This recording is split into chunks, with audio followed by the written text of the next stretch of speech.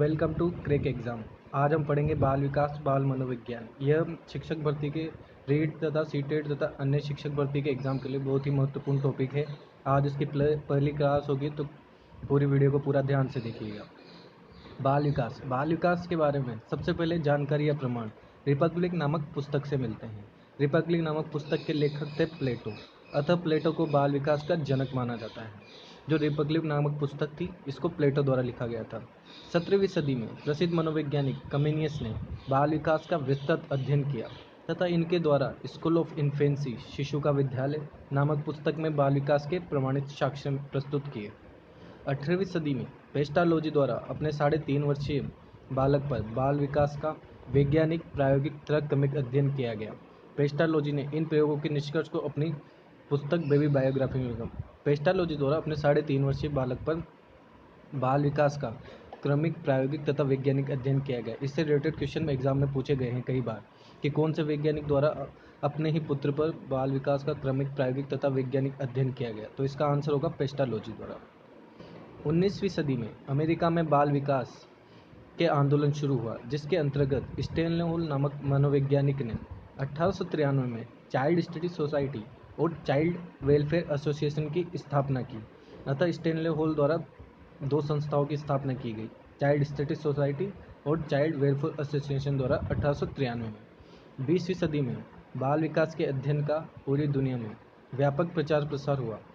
Crow and crow ने 20वीं शताब्दी को बालक की शताब्दी का, ये क्वेश्चन भी बहुत बार एग्जाम में पूछा गया है कि कौन से मनोवैज्ञानिक द्वारा बाल विकास के अध्ययन के दौरान 20वीं शताब्दी को बालक की शताब्दी कहा गया, तो इसका आंसर होगा crow and crow. Crow and crow ने 20वीं शताब्दी को बालक की शताब्दी कहा। अब बाल विकास के बारे में इंपॉर्टेंट पॉइंट, बाल मनोविज्ञान को परिभाषित करने वाला पहला व्यक्ति कौन है?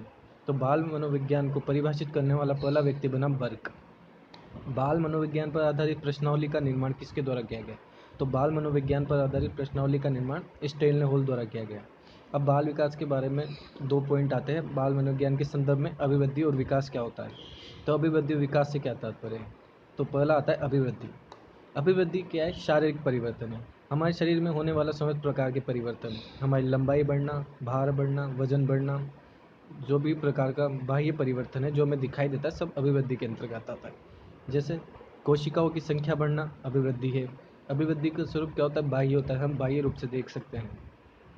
अभिवृद्धि को देखा जा सकता है। अभिवृद्धि को सामान्य रूप से मापा जा सकता है, जिससे लंबाई, चौड़ाई, भार, इन्हें हम माप सकते हैं कि हमारे भार में कितनी वृद्धि हुई, हमारी लंबाई में कितनी वृद्धि हुई आदि। अभिवृद्धि से तात्पर्य कोशिकाओं में होने वाली वृद्धि से है। ये कथन किसके द्वारा किया? ये कथन फ्रैंक द्वारा, फ्रैंक मनोवैज्ञानिक ने बताया था कि अभिवृद्धि से तात्पर्य क्या है? कोशिकाओं में होने वाली वृद्धि से है। अभिवृद्धि एक निश्चित आयु तक होती है। अभिवृद्धि एक निश्चित सीमा तक होती है। अभिवृद्धि क्या है? मात्रात्मक होती है, अतः इसे मापा जा सकता है। अभिवृद्धि सीमित होती है, अतः अभिवृद्धि विकास का ही एक भाग होती है। अभिवृद्धि क्या है? विकास में ही निहित होती है। अभिवृद्धि क्या? एक एकाकी प्रक्रिया है। अब हम विकास के बारे में जानते हैं, इससे अभिवृद्धि और क्लियर होगा। शारीरिक परिवर्तन के अलावा समस्त प्रकार के परिवर्तन, अर्थात हमारे शरीर में जिस प्रकार का परिवर्तन अभिवृद्धि के अंतर्गत होता है, लंबाई, भार, वजन, इसके अलावा समस्त प्रकार के परिवर्तन क्या है? विकास के अंतर्गत आते हैं। कोशिकाओं की क्षमता बढ़ना विकास है। जिस प्रकार अभिवृद्धि में कोशिकाओं की संख्या बढ़ना विकास था, उसी प्रकार अभिवृद्धि था, उसी प्रकार कोशिकाओं की क्षमता बढ़ना क्या है? विकास है। विकास का स्वरूप आंतरिक होता है, अभिवृद्धि का स्वरूप बाह्य होता है। विकास को महसूस किया जा सकता है। विकास को सामान्य रूप से माप नहीं सकते, जैसे तर्क, चिंतन, विवेक, संवेग आदि को माप नहीं सकते। विकास मृत्यु तक चलता है। विकास एक प्रकार की प्रक्रिया है जो हमारे जन्म से लेकर मृत्यु पर्यंत चलती है। ये आजीवन निरंतर चलने वाली प्रक्रिया है। विकास की कोई सीमा नहीं होती। विकास गुणात्मक होता है। जिस प्रकार अभिवृद्धि मात्रात्मक होती है, उसी प्रकार विकास क्या है? गुणात्मक होता है। विकास व्यापक होता है। अगला पॉइंट है, विकास में अभिवृद्धि समाहित होती है, अतः अभिवृद्धि क्या है? विकास का ही एक भाग है। विकास बहुपक्षीय प्रक्रिया, विकास एक बहुपक्षीय प्रक्रिया, जिस प्रकार अभिवृद्धि एक पक्षीय प्रक्रिया है, उसी प्रकार क्या है? विकास बहुपक्षीय प्रक्रिया है।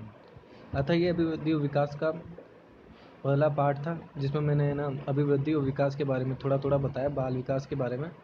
हम इसके आने वाली वीडियो में इसके इम्पोर्टेंट क्वेश्चन भी करेंगे तथा इसके बारे में और जानेंगे। पूरी वीडियो को ध्यान से देखने के लिए धन्यवाद। Stay tune. और अगर वीडियो अच्छी लगी हो तो चैनल को लाइक सब्सक्राइब करना ना भूलें। Thank you.